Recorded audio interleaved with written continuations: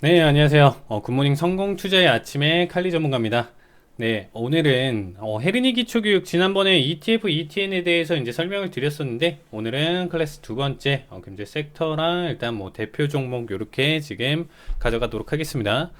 일단은 먼저 일단은 금융 섹터 헬스케어랑 바이오 테크놀로지인데 조금 최대한 지금 어려운 내용 같은 경우는 최대한 쉽게 풀어서 여러분들한테 설명드리고 싶지만 일단 뭐 내용 자체가 좀 무거울 수 있기 때문에 그거 좀 참고해 주시고 일단 여러분들 우리 100세 시대잖아요, 어떻게 보면. 그리고 웰빙이라는 단어를 옛날부터 좀 들으신 분들도 많으실 텐데 일단 가장 중요한 부분 중에 하나가 우리가 뭐 100세까지 살던 200세까지 살던 가장 중요한 게 뭔가요? 일단 아프지 않고 100세까지 정말 건강하게 나 하고 싶은 거 다 하고 쓰고 싶은 거 다 쓰고, 그쵸?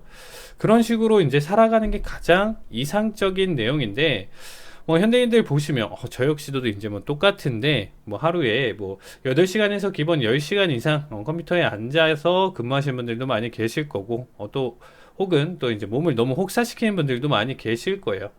그렇기 때문에 우리가 좀 건강관리나 이런 부분들에 대해서 신경을 좀 많이 쓰고 미래의 나한테 좀 투자를 하자라는 개념으로 오늘 좀 가져왔습니다. 네, 그래서 좀 이런 헬스케어 같은 일단 종목 같은 경우는 사실상 이제 계속적으로 앞으로 꾸준히 고령화 시대나 이런 부분들도 같이 따져봤었을 때 지속적으로 계속 사업 수단이나 이런 부분들 사업이 확장될 수 있는 부분일 수밖에 없어요. 전 세계적으로. 그죠? 그래서 일단은 뭐 지금 바라볼 수 있는 내용들 그리고 좀 이쁘게 가져왔죠. 일단 뭐 바이오 테크놀로지 같은 섹터 같은 경우는 일단 이 기업들의 조건이 있어요. 조건 자체가 일단 뭐 생체 관련 연구를 진행을 하고 있느냐, 그리고 일단은 뭐 주요 매출이 일단 해당 연구에 이제 기반을 하고 있느냐, 그리고 이제 뭐 결과적으로 일단 건강 관리에 이제 연관이 있느냐, 이렇게 봐주시면 되겠습니다. 뭐 대표적으로 일단 뭐 최근 여러분들이 알고 계시는 코로나 백신으로 각광받고 있는 뭐 모더나, 그리고 암 치료제 개발에 이제 중점적인 바이오테크라고 봐주시면 되겠습니다. 일단 뭐 해외 주식인데 뭐 이렇게 어렵고 영어다 이렇게 해석하실 수 있는 부분인데 뭐 모더나는 사실상 너무 잘 알고 있기 때문에 일단 좀 모더나 중점적으로 일단 일부 설명드리도록 하겠습니다. 네, 일단 뭐 지금 현재 뭐 다시 한번 이제 대표 종목들로 보면 지금 mRNA 모더나의 mRNA 티커라고 하죠. 우리 지금 해외 주식 같은 경우는 이렇게 티커가 있으면 좀 빠르게 찾을 수 있게. 그리고 바이오엔테크는 BNTX, 그리고 IBB 같은 경우는 이따 마지막에 이제 설명드릴 부분인데 이제 아이쉐어 바이오 테크놀로지 ETF를 가져왔습니다. 그래서 이 헬스케어 그리고 이 바이오 테크놀로지죠. 여기 관련 섹터 지수를 이제 추종하는 ETF다. 지난주에 제가 ETF, ETN에 대해서 이제 설명을 드렸었죠. 그렇기 때문에 내가 일단 뭐 개별적으로 관리하기 힘들고 전반적으로 내가 얘는 뭐 20년 정말 10년 장기 보유를 하고 싶어라고 하신 분들은 꾸준히 모아 가시는 거예요. 꾸준히. 여기 섹터는 계속 담아두면서 내가 여윳돈 생길 때 정말 꾸준히 한번 좀 모아가면서 정말 장기적으로 여러분들이 한번 관점을 잡을 때 이러한 ETF 투자도 안정적으로 꾸준히 끌고 갈 수 있는 부분이다라고 봐주시면 되겠습니다. 네, 내용 자체가 굉장히 많죠. 옆에 제 얼굴 옆에 지금 보시면 PPT 준비가 굉장히 많은데 최대한 일단 좀 빠르게 넘어가도록 하겠습니다. 일단 뭐 일단 모더나랑 일단 바이오엔테크를 알기 전에 카탈린 카리코 제가 일단 빨간 글씨를 써서 일단 좀 사람 이름을 쓰는데 좀 빨간색은 좀 아닌 것 같네요. 네, 검은색으로 바꾸도록 하겠습니다. 네, 카탈린 카리코 이분이 일단 뭐 헝가리 출신의 일단 박사인데요. 일단 먼저 제가 일단 간단하게 말씀을 드리면 현재 바이오엔테크에서 일단 수석 부사장으로 근무를 하고 있습니다. 일단 뭐 헝가리에서 당시 이제 공산주의에서 일단 공산주의인 이제 헝가리에서 이제 빠져나와서 미국으로 이제 와서 이제 진행을 했는데 이분 같은 경우는 이제 1970년대부터 이 mRNA에 대한 방식을 치료에 이제 응용을 하려고 mRNA 뭐 생명 뭐 관련, 그리고 대학교 때 뭐 학부에서 아니면 이제 뭐 여기까지는 이제 나가긴 조금 그런데, 그쵸? 여기서 이제 좀 들어보신 분들, 기초교육 해보신 분들, 이과 분들은 일단 충분히 많이 들어보셨을 거예요. 일단 메신저 RNA에 대해서. 이거에 대해서 일단은 좀 자세하게 일단은 끌고 나가진 않고, 간단하게만 설명드릴게요. 아, 이게 무슨 말이야? mRNA. 이게 모더나, 모더나, 티커예요, 모더나. mRNA. 이렇게 봐주시면 되겠습니다. 네, 일단은 이분 같은 경우는 1970년대부터 일단 꾸준히 이제 연구를 했는데, 뭐 사실상 이 부분에 이 분야에 대해서 개척을 하다 보니까 그 당시에 이제 투자나 이런 부분들을 이제 굉장히 받기가 좀 힘들겠죠. 그러니까 뭐 정부, 기업, 그리고 뭐 대학교 이제 부분에서 일단 뭐 연구 성과도 없고, 일단 많이 투자를 하기에는 리스크가 크기 때문에 사람들의 많은 지원을 받는 분야는 아니었어요. 그래도 정말 웬만한 이제 뭐 보조 연구원들보다도 일단 뭐 연봉을 적게 받으면서도 정말 연구에 대한 이 부분에 대한 연구 정말 대단했던 분이라고 봐주시면 되겠습니다.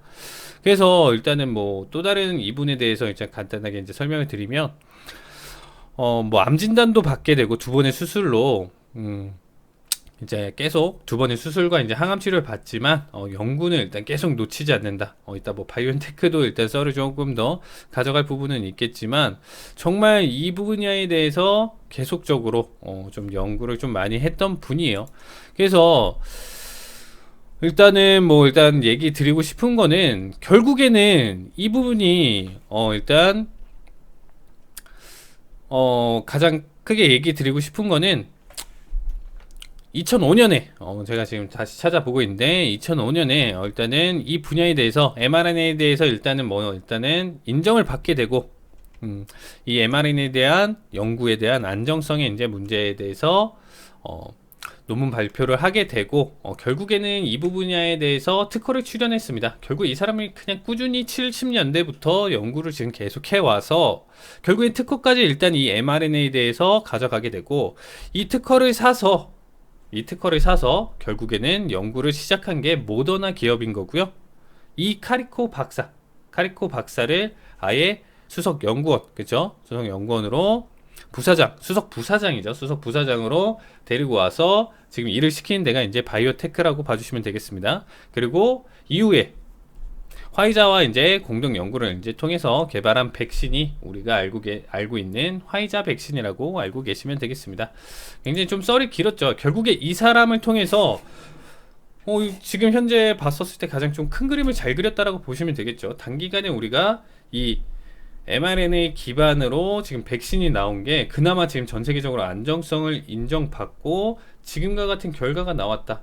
그러면 이 사람의 지금 70년대부터 정말 돈도 못 받고 일만 하고 암 진단까지 받아가면서 이 연구를 해서 안정성 인정받고 특허 출연까지 하고 논문까지 해서 모더나랑 그리고 이제 화이자에서 지금 현재 같은 우리에게 백신 이러한 부분, 그리고 앞으로도 어떠한 병이 발병될지 모르지만 기존에 있었던 방식으로 커버가 안 되는 부분은 이러한 mRNA로 일단 계속적으로 연구가 계속 될 수 있는 부분이다 라고 봐주시면 되겠습니다. 정말 이 사람은 뭐 나중에 이분은 사람이라고 하기 조금 그러네요. 네, 이분은 나중에 노벨 평화상까지도 받을 수 있지 않을까 싶어요. 자, 코로나가 종식되는 그날까지 한번 여러분들 카탈린 카리코 이분의 영향으로 우리가 지금 모더나 화이자 백신을 맞고 있다. 부정적이신 분들도 뭐 계시겠지만 그래도 전 세계적으로 지금 봤을 때는 굉장히 중요한 역할을 했던 분이다라고 봐주시면 되겠습니다. 자, 그러면 뭐 간단하게 mRNA에 대해서 일단 뭐 설명을 드리면 기존에 이 칼 자체를 항원이라고 보고요. 우리 몸에서 일단 항체를 생성한다라고 봐주시면 되겠습니다. 그래서 이 칼에 맞는 뭐 칼집을 만들어낸다. 바이러스가 들어오면 우리가 자체적으로 면역이라고 하죠. 이렇게 항원이 들어오면 항체가 생성이 돼서 이 부분을 이제 치료를 하는 부분이겠죠. 그러니까 없애는 거, 어떻게 보면 공격을 해서 항원에 맞는 항체를 생성을 하는 부분인데, 그래서 기존에 우리가 알고 있는 뭐 독감 바이러스나 이제 백신이나 이런 부분들을 약독화 시킨다라고 하죠. 이 칼날을 좀 무디게 해서 우리 몸에 들어오게 해서 이런 칼집을 만든다. 조금 일단 비유를 좀 여러분들이 좀 쉽게 가져왔는데 이게 쉬울진 모르겠네요. 좀 이해가 되셨으면 좋겠습니다. 이거에 맞는 칼집이 필요한 거죠. 항원도 아무 항원, 아무 바이러스나 몸에 이제 들어온다라고 해도 그거에 맞는 항체가 생성돼서 공격을 하기 때문에 약독화시켜서 먼저 우리 몸에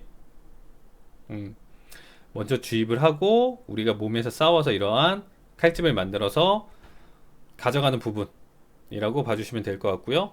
좀 내용 해석이 좀 어려울 수 있는데 이렇게 만들어진다라고 하면 이후에는 면역이라는 게 다시 재차 약독화되지 않은 바이러스가 들어왔었을 때 엄청나게 많은 2차 면역 반응 같은 경우는 항체가 많이 생성돼요. 처음에는 작게 생성됐다가 2차에서는 어마어마하게 많은 항체가 생성되면서 공격하면서 몸에서 물리치는 내용이죠. 이게 기존에 알고 있는 뭐 간단하게 여러분들한테 설명드리는 항원 항체에 대한 반응, 우리에 대한 면역에 대한 반응으로 그동안 백신에 대한 내용이었었죠. 그래서 저도 약독화에 대한 내용, 이런 부분들은 기존에 당연히 알고 있었던 부분 중에 하나인데 mRNA 그쵸. 보통 이렇게 보는 거는 우리 몸에 얘가 칼을 직접적으로 넣는 게 아니에요. 칼을 직접적으로, 그러니까 바이러스 자체를 직접적으로 넣는 게 아니고 이 바이러스를 만들어줘 라는 개념인 거예요. 어떻게 보면 그쵸. 그렇게 해서 몸에서 이거에 대한 이제 항체를 만들어내는 과정이다. 이게 조금 해석이 제가 조금 틀릴 수 있는 부분이긴 한데, 약간 기존에는 바이러스를 직접 투입을 했다라고 하면 메신저, 그쵸? 어떠한 암호, 그러니까 어떻게 보면 설계도를 넣고 나서 우리가 항체 반응을 일으킨다라고 생각을 해주시면 되겠습니다.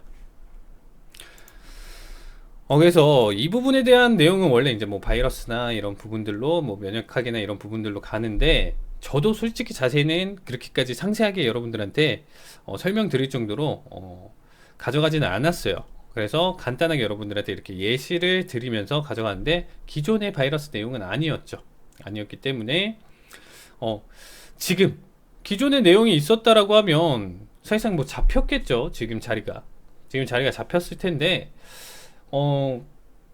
이 코로나라는 특정 바이러스 자체가 기존의 방식으로는 안 됐기 때문에 이러한 mRNA 기반으로 해서 안정성 인증받아서 이렇게 지금 현대화 시켜서 이렇게 가져갔다. 이런 현대화 mRNA 백신이 완성이 됐다라고 봐주시면 되겠습니다. 네, 다음은 이제 모더나 기업에서 이제 뭐 가져가는 다른 치료. 그러니까 얘네가 단순히 이것만 가지고 하는 게 아니고 mRNA를 기반으로 해서 뭐 지카 바이러스, 그리고 뭐 대상포진 독감, 그리고 뭐 폐렴 천식, 그리고 암 에이즈까지도 사실상 이거를 기반으로 해서 치료제나 그리고 뭐 백신 이런 부분들을 개발을 하고 있다. 이렇게 봐주시면 되겠습니다. 간단하게.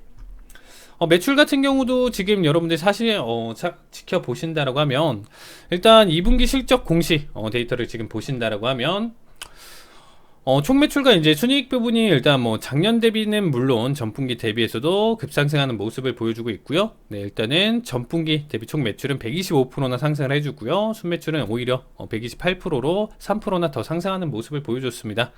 네, 일단은 뭐 앞으로 부스타샷과 그리고 이후에 추가적인 시판 가능성에 대한 연구 성과를 봤었을 때 앞으로도 충분히 더 추가적인 장을 바라볼 수 있는 기업이라고 볼 수 있고요. 이미 바이오 테크놀로지 섹터에서는 시가총액 지금 1위 기업이라고 봐주시면 되겠습니다. 네, 일단 모더나 일단 기업과 더불어서 지금 봐줄 기업은 캐털런트라고 써있죠. 캐털런트 기업입니다. 일단 이 기업 자체는 초반에 사실상 이제 뭐 투자 부분이나 아니면 인프라 자체를 일단 좀 가져가기가 굉장히 힘든 부분이라고 봐주시면 돼요. 그쵸? 기업 자체가. 그렇기 때문에 타업체랑 일단 뭐 협업 자체를 이제 굉장히 많이 가져갔는데 얘네, 캐털런트입니다. 캐털런트 기업이랑 협업을 하면서 지금 현재 뭐 내용 자체를 뭐 백신이랑 제약회사 이 백신이랑 이런 부분들은 협업을 하기 때문에 최근에 일단 뭐 주가 흐름이나 이런 부분들을 봤었을 때 지금과 같은 이런 급등해주는 모습, 같이 흘러가는 모습 이렇게 가져가다 보니까 모더나 캐털런트 이렇게 좀 같이 묶어서 여러분들이 봐주셨으면 좋겠습니다. 네, 그래서 이 부분에 대한 내용들이나 지금 모더나 같은 경우는 자, 차트를 일단 좀 보면서 지금 일단은 설명을 드릴게요. 차트를 보면서 지금 여기 차트랑 지금 좀 비교해서 다시 한번 보면 자, mRNA mRNA 정말 쉽죠. mRNA.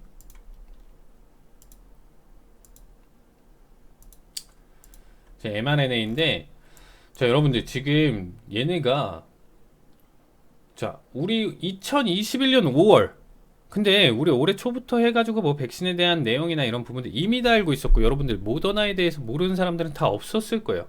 그런데 여기 구간대에서 계속 지속적인 횡보자리를 너무 길게 가져가다 보니까 여기서 박스를 치면서 넘어가다 보니까 사실상 뭐 이 백신에 대한 부분들 그리고 매출 이런 부분들은 얘네 전 세계적으로 독점을 할 거고 미리 다 알고 계셨을 거예요. 여기는 전 세계적으로 지금 일단은 계속적으로 이 부분이 이제 승인이나 일단 임시적으로 승인을 받고 지금 전 세계적으로 계속 물량 자체 공급이 이렇게 부족한데 당연히 슈팅이 나와줘야 되는데 여기 구간대에서 이제 실망하신 분들은 매집을 못 하신 분들이고요. 그렇죠? 여기서부터 내가 정말 이거는 갈 수밖에 없어. 이렇게 전 세계적으로 없어서 못 파는데 그리고 백신이 지금 최고 핫한 부분인데 여기서부터 내가 생각을 하고 들어갔다라고 하면 정말 120에서 150불 때 계속 모아가면서 여러분들이 가져갔다라고 하면 450% 이상까지 들어 올렸어요. 그쵸? 네, 들어간 것보다 3배. 그쵸? 300% 이상 수익을 볼 수 있었던 구조였다.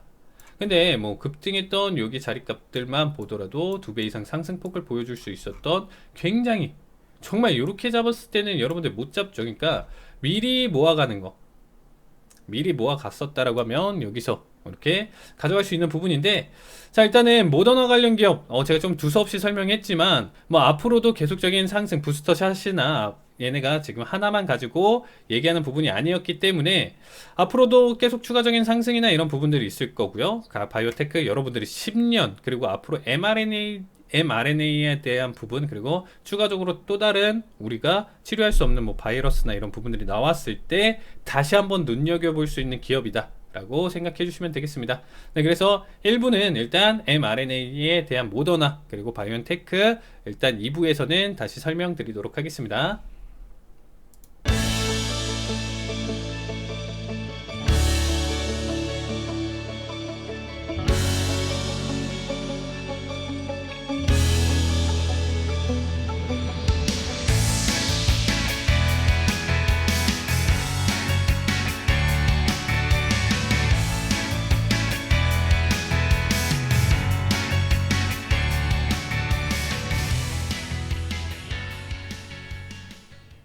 네, 안녕하세요. 굿모닝 성공투자의 아침에 칼리 전문가입니다. 네, 2부도 지금 시작해 볼 텐데요. 좀 재미없어 하시는 분들 좀 많이 계실 거예요. 제가 PPT 열심히 준비를 했는데 이 부분을 정말 뭐 쉽게 설명하려고 아무리 준비를 해도 쉬운 내용이 조금 잘 안 나오네요. 근데 오늘 같은 경우는 그냥 좀 가볍게 좀 졸리더라도 좀 가볍게 좀 봐주시면 될 것 같고요.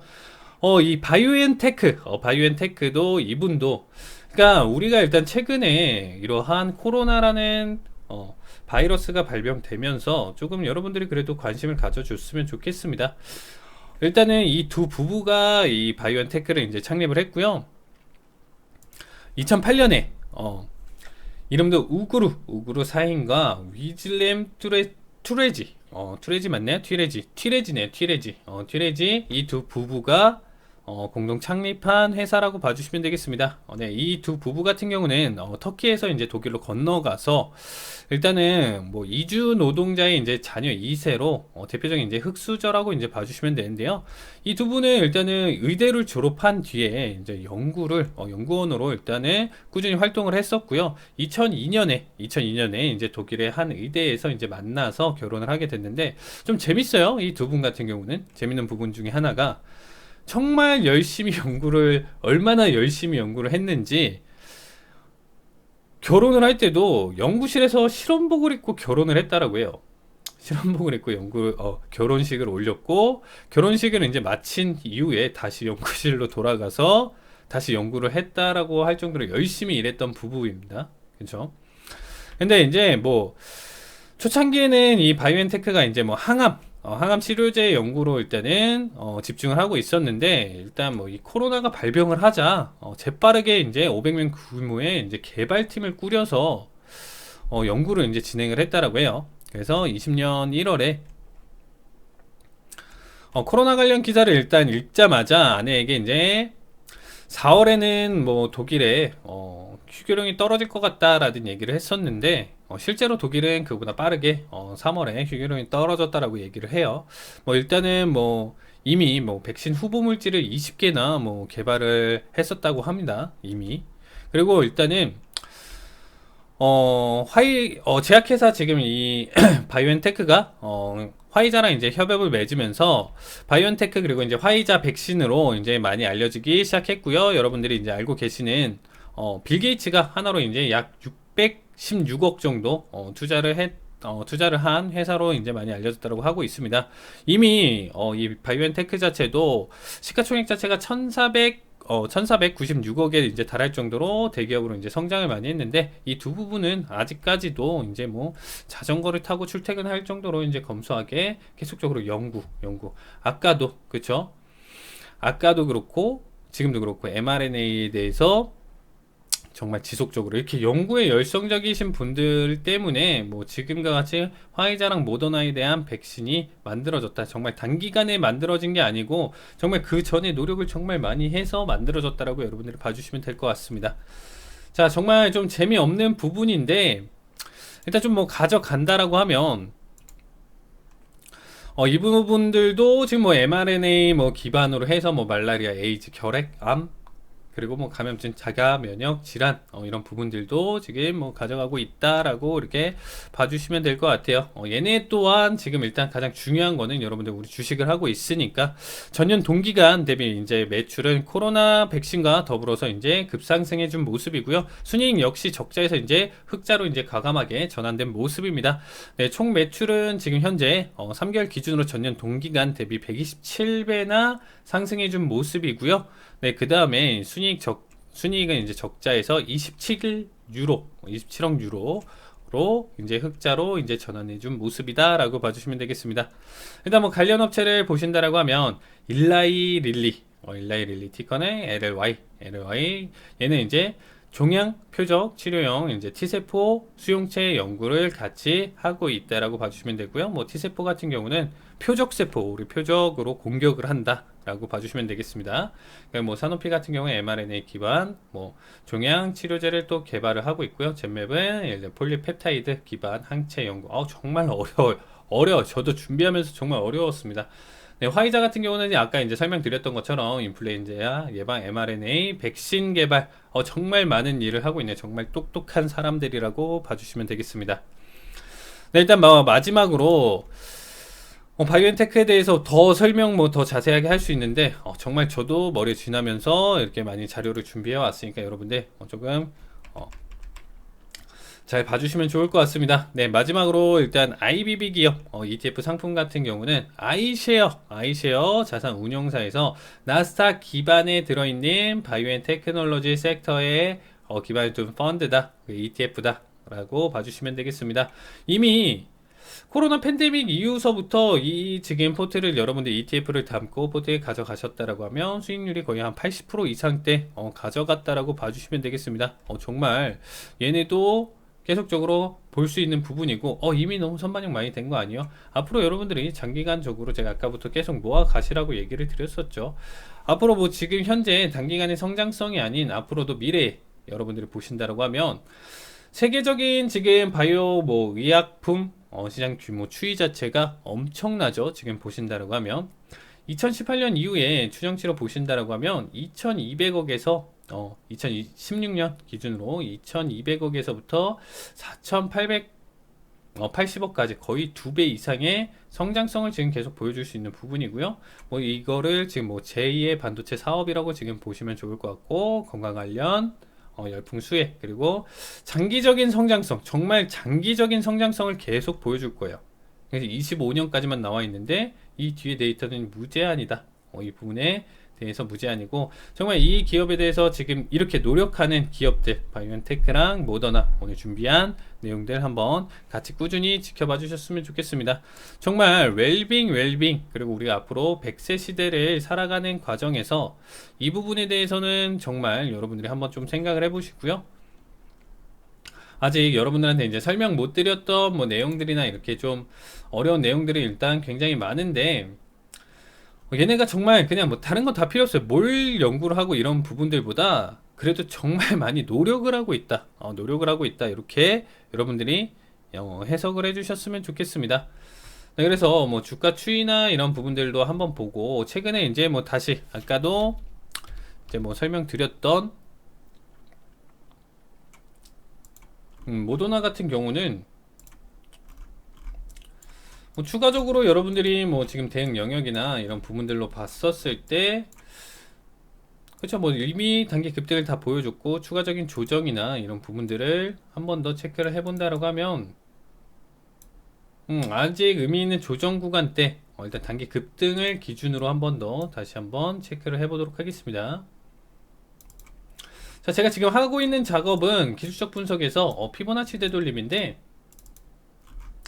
일단 뭐 차트를 보실 때 지금 현재 나중에 여러분들 기술적 분석이 아니고 제가 지금처럼 준비했던 내용들 이런 부분들이 정말 중요한 부분들이 굉장히 많겠죠. 당연히 이 기업이 무슨 기업이고 이 기업이 만들어질 때 현재 mRNA에 대한 이 부분이 좀 뭔지 저처럼 적어도 다는 모르더라도 기본적인 분석 자체는 이제 하면서 기업에 대한 투자가 당연히 90% 이상을 차지하는 거고요. 제가 지금 작업하는 거는 자 이미 진입하신 분들은 과연 계속 홀딩해도 좋을 것인가, 단기적으로 조금 줄이고 나서 나중에 다시 한번 비중을 확대해야 되는 부분인지 이런 부분들을 확인을 하는 게 주식에서는 이런 기술적 분석 내용이죠.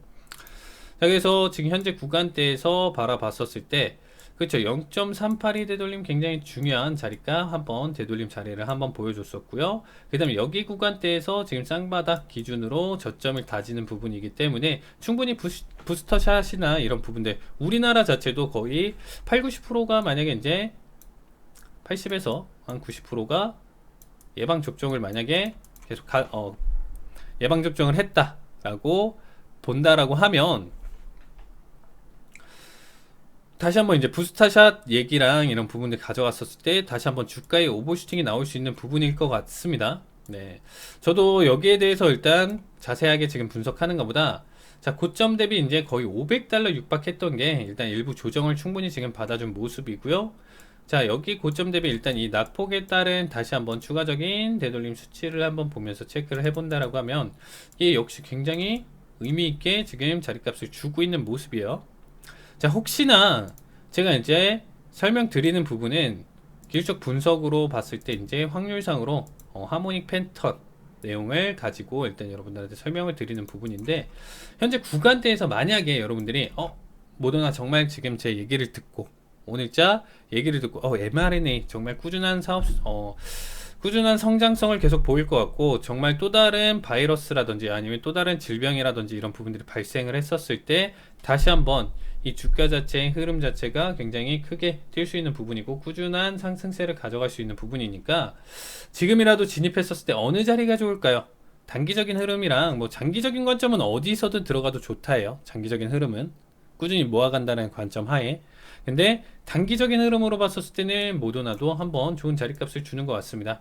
자 제가 선물도 대응을 하다 보니까 장기적인 관점도 저 굉장히 좋아하고요. 이런 단기적인 대응 자리값도 여러분들한테 다 기술적 분석으로 제공을 해드리고 있습니다.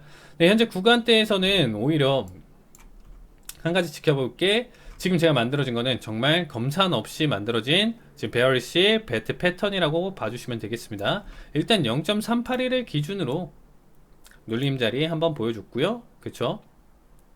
반등 구간, 그렇죠. 반등 구간이라고 지금 한 자리 보여줬고 그 다음에 이후 자리가 일단 전저점을 깨져주고 있지는 않은 모습이었습니다.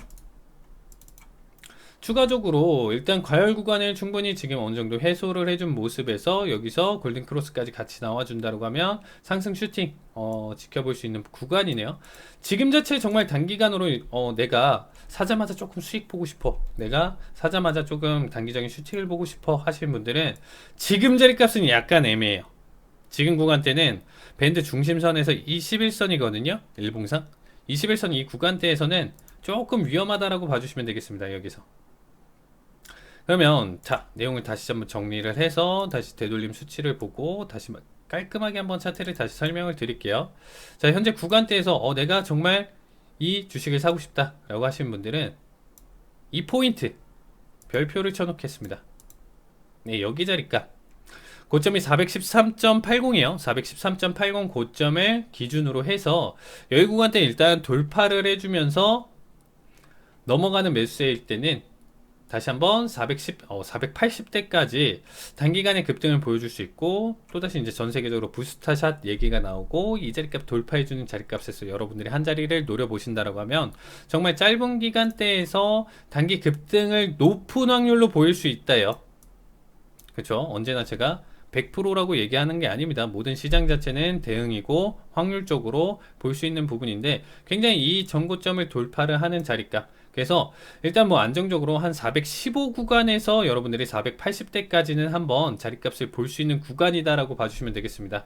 그것만 하더라도 이미 그쵸? 10%에서 15%에서 20%대까지도 여러분들이 단기간에 한번 바라볼 수 있는 내용인데, 어디까지나 제 의견인 거고 기술적 분석에서 나오는 확률적인 내용이다. 장기적인 관점으로는 이렇게 약간 어떻게 보면 꼼수인 거죠. 꼼수라고 보기 좀 그렇긴 한데, 꼼수적인 내용으로 봤었을 때 그래도 좋은 진입자리다. 지금보다는 모아가실 분들은 언제든지 사도 되는 거고요. 모아가실 분들은 언제든지 사도 되는 부분이고, 내가 이런 기술적 분석이랑 좀 결합을 해서 이 자리값을 좀 가져가고 싶다 하시는 분들은 한 415에서부터 일단 한번 매수 진입 자리를 좀 추천드리고요. 일단은 목표가는 한 480 이전까지 한 475에서 480 구간대까지 한번 모더나를 한번 지켜보셨으면 좋겠습니다. 그래서 오늘자 준비한 내용은 모더나나 그리고 바이오엔테크에 대한 기본적인 내용들, 그리고 ETF까지 설명을 드렸고요. 1부랑 2부 지금 걸쳐서, 그 다음에 모더나를 정말 사고 싶은데 일부 조정도 많이 받았고 다시 한번 슈팅이 나올 수도 있는 부분이니까 이 부분 한번 415 구간 한번 꼭 참고를 해주셨으면 좋겠습니다. 네, 2부는 여기서 마치도록 할 거고요. 3부는 다른 내용으로 해서 다시 찾아뵙도록 하겠습니다.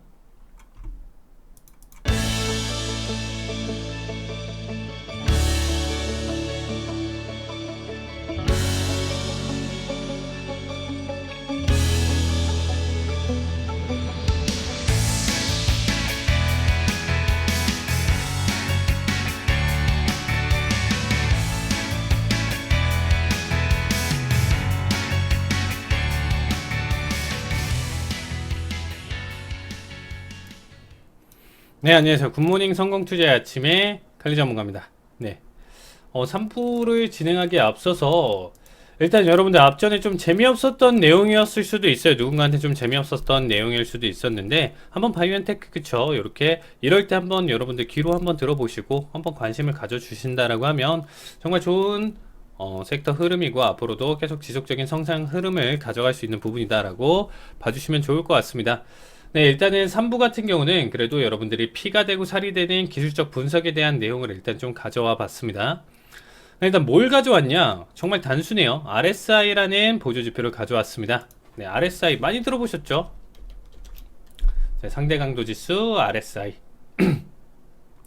이거를 이제 추가를 하신다라고 하면 이렇게 이제 선으로 보이시는데, 일단 기본적으로 이 RSI에 대해서 이제 다시 설명드리면, 자, 30에서 70 사이가 어떻게 보면 이 안에 일반적인 흐름이고, 이 밖으로 좀 삐져나가는 부분들은 과매수 구간, 과매도 구간이라고 할 수 있는 구간이죠. 과매수, 과매도 구간. 그렇기 때문에 그걸 떠나서 과열 구간이다라고 해석해 주시면 되겠습니다. 과열 구간, 이미 70을 돌파하는 이런 자리값들은 과열 구간, 그리고 막 90 이상 돌파해주는 이런 자리값들은 이제 초과열 구간으로 일단 좀 봐주시면 돼요. 잘 나와주진 않아요. 90 이상, 막 96, 뭐 이렇게까지 올라가는 자리값들은 잘 나와주진 않고 있고요.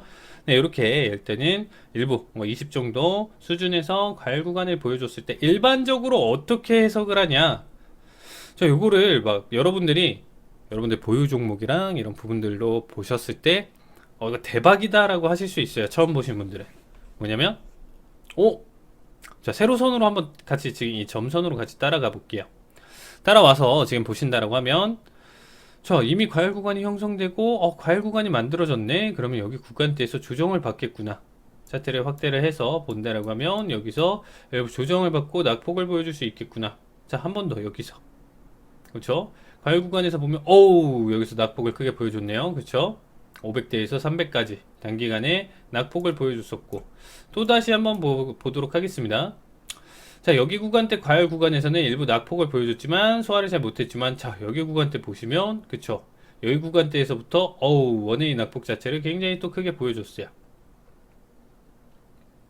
그리고 저점에서는 그쵸, 밑에 부분, 그러니까 30일 돌파하는, 하락 돌파하는 이런 지점에서는 딱 보시면 여기서는 오히려 매수세를 굉장히 좀 크게 키워가는 부분이다 라고 봐주시면 되겠습니다. 오히려 이제 과열을 너무 크게 과매도 구간이다라고 하면서 여기서는 이제 반등 구간의 힘을 볼 수 있었던 포인트였다라고 봐주시면 되고요. 이렇게 살짝 애매한 구간에서도 반등을 볼 수 있다. 이렇게만 되면 과열 구간에서 특히나 이렇게 이런 구간대에서 과매도 구간대에서는 사도 되지 않나? 여기는 과매수 구간이죠. 이미 과매수 구간에서는 청산 자리 보면 가장 좋네. 어떻게 보면 가장 일반적인 내용 중에 하나예요. 얘기를 드린다고 하면, 그러면 단순히 이렇게 봤었을 때 무조건적이냐, 이게 RSI를 기초적으로 보고 과열 구간이니까 이제 더 이상 만약에 들고 있는 포지션을 비중을 줄인다든지 올 청산을 보는 구간, 그리고 일단 이렇게 매도 구간대에서는 한번 이 종목에 대해서 관심을 가지면서 매수 타임을 잡는 거, 이렇게도 생각을 해보실 수 있습니다. 근데 여기서 좀 함정에 빠질 수가 있어요. 정말 제가 많이 대응을 했는데 함정에 빠질 수가 있어요. 무슨 얘기냐면 이런 구간이죠. 여기 잘 나와줬네요. 테슬라인데 정말 옛날이죠. 2019년 정말 아무도 관심을 가져주지 않을 때, 자, 여기서 과열 구간이 형성이 됐으면 눌림자리를 보여줘야 되는데 지속적으로 계속, 그쵸, 과열을 계속 얘기를 하고 있는데 언제부터인가요? 2019년 12월 20일부터 어떻게 보면 2020년 여기는 관심을 가질 때였네요. 생각해보니까. 그쵸? 여기는 관심을 가질 때였고, 여기 구간대. 그럼 여기 구간대를 일단 다시 한번 해석을 해본다고 하면, 자, 과열을 계속 초과열 구간을 계속 가져가는데, 그러면 매도 시그널이 나와줘야 되는데, 매도 시그널이 없이 지속적으로 상승 흐름을 가져가죠. 그러니까 요런 구간대에서 잘못해서 여러분들이 해석이 조금 당할 수가 있다. 그러면 어떻게 해야 되나요? 라고 하신다라고 하면 방법이 있습니다. 두 번째, 그냥 과열 구간에서 매수 매도를 보시는 것보다 이미 과열 구간이 한번 형성이 되고 과열이 돌파 나오고 나서 재차 이 70 구간을 깨는 자리 값에서는 이 매도 대응이 나올 수 있다. 제가 선물을 하다 보니까 자꾸 이제 매도 대응을 한다라고 얘기를 하는데, 저점 기준으로 이제 설명을 드린다라고 하면, 그쵸, 과열 구간이 시작되는 이 지점이 아니고 과열 구간이 끝나는 지점, 다시 한번 이제 30을 안착하면서 넘어가는 이 지점에서 우리가 관심을 갖고 산다라고 하면 상승폭을 볼 수가 있겠구나 라고 해석을 해주시면 되겠습니다. 그럼 여기 구간대에서는 오히려 어떻게 해석하냐면, 이렇게 70 아래로 하락 돌파를 해줬을 때는 여기서부터는 이제 큰 낙폭을 보여줄 수 있겠구나, 큰 조정이 올 수가 있겠구나 라고 해석을 해주시면 돼요. 여기서 큰 조정이 올 수 있겠구나, 70으로 돌파를 할 때 보통 일반적으로 여러분들이 추적을 해서 한번 보시는 거예요. 여기 구간대 돌파를 하면서 넘어온 자리에서 일부 조정을 받고, 이렇게 조정 저기는 별거 아니네 라고 하실 수 있는데, 여기서도 앞전엔 좀 위험하다라는 거죠. 초창기에 들어갔었을 때는 매수를 굉장히 크게 기억한다. 위험한 건 아니죠. 위험한 게 아니고 매수 관점으로는 굉장히 좋은 거죠.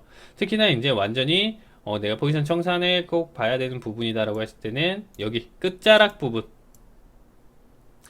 다시 한번 70 아래로 하락 돌파해주는 이러한 지금 동그라미 친 부분들에서는 일부 매도세를 볼 수 있겠구나. 뭐 잘 안 맞는데 이렇게 끼워 맞추기 아니야? 자, 보세요. 여기 구간대에서는 그쵸, 확실히 낙폭 자체를 보여주는 시그널이었죠. 여기 구간대가 100%였으면 여러분들 요거만 가지고 그냥 성공한 사람들이 있겠지만, 모든 보조지표나 이런 부분들이 다 후행성으로 작용하기 때문에 일부 부분에서는 추세가 너무 강하거나 일부 과열을 너무 오랫동안 지속하는 구간대에서는 안 맞아 떨어질 수 있어요. 그러면 자꾸 매도를 얘기하는데 이게 무슨 말인가요? 라고 하실 수 있는데, 그게 아니고, 그러면 우리가 이렇게 생각해 볼게요. 여러분이 지금 보고 계신 여러분이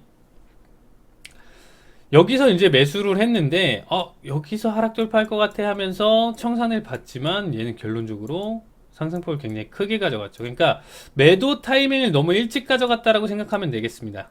그렇죠?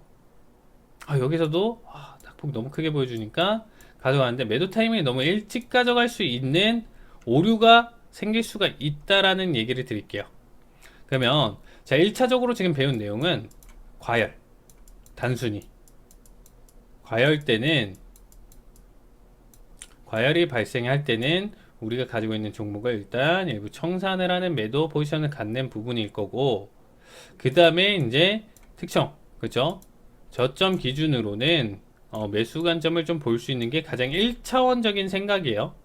두 번째, 2차는 조금 더 이 매수 매도 관점을 좀 안정적으로 갖고 싶어 하시는 분들은 제가 말씀드렸던 거 70 하락 돌파 시 매도, 그리고 이런 구간 다시 한번 재차 30 구간을 다시 한번 재차 돌파해주는 구간 땐 매수, 요게 끝까지 보고 대응을 하고, 최저점에서는 못 사더라도 일부 상승폭이나 이렇게 좀 안정적으로 매수 관점, 매수 타이밍, 그리고 추세가 넘어가는 관점에서 타이밍을 좀 잡을 수 있다 라는 부분을 말씀드리고 싶습니다. 그래서 RSI만 보시고 과열 구간이네 라고 했었을 때 가장 눈여겨 보실 필요가 있는 부분이다 라고 해석을 해주시면 되겠습니다.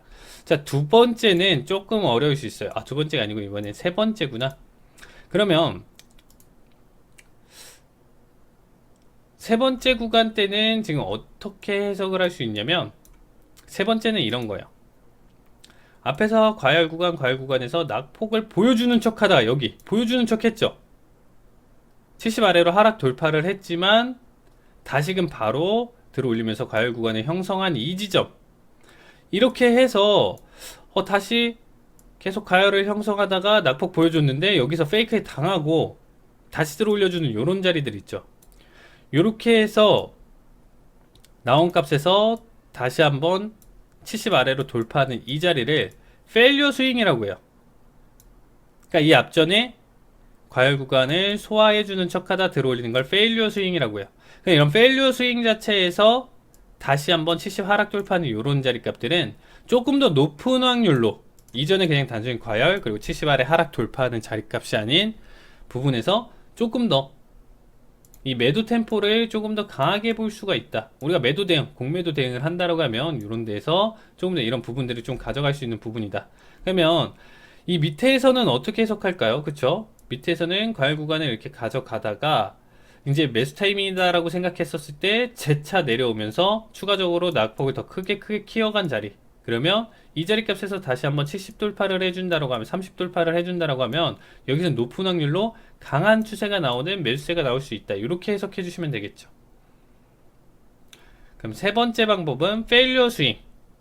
앞에 과열을 했다가 과열을 해소해주는 척하다 다시 들어올리는 과열을 만났을 때 여기에서 재차 하락 돌파시 아니면 30 돌파시, 이런 자리값에서는 타이밍이 나온다. 높은 확률로. 그럼 세 번째, 점점 더 이 작업이 무슨 작업이냐면 0점을 조절한다라고 보면 돼요. 앞에서는 단순 과열 70, 30 다시 한번 재차 안쪽으로 돌파해주는 자리, 안쪽으로 자리값을 확인해주는 자리. 세 번째는 페일리어 스윙을 가져가는 자리. 일단 마지막으로 여러분들한테 설명드리고 싶은 자리값은 일단은 네 번째 대응 자리는 가장 중요한 건데 다이버전스예요. 다이버전스. 네 번째 다이버전스. 다이버전스. 글씨체가 너무 최악이라 다시 한번 지우고. 자, 다이버전스가 뭐냐? 이거는 사실상 정말 많은 기술적 분석을 하고 있는 현직 지금 트레이더 분들 아마 많이 사용을 하는 부분 중에 하나다라고 봐주시면 되겠습니다.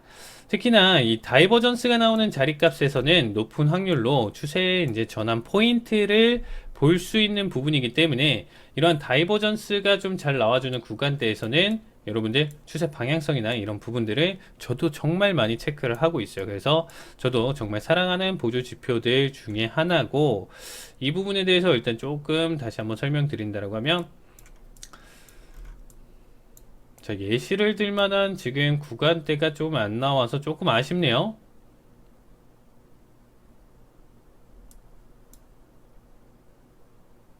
고점. 자, 테슬라는 너무 강력했다. 저는 이렇게 말씀드리고 싶습니다. 다이버전스 하나 없이. 자, 스냅 주가를 한번 볼게요. 자, 스냅. 자, 너의 다이버전스는 어디니?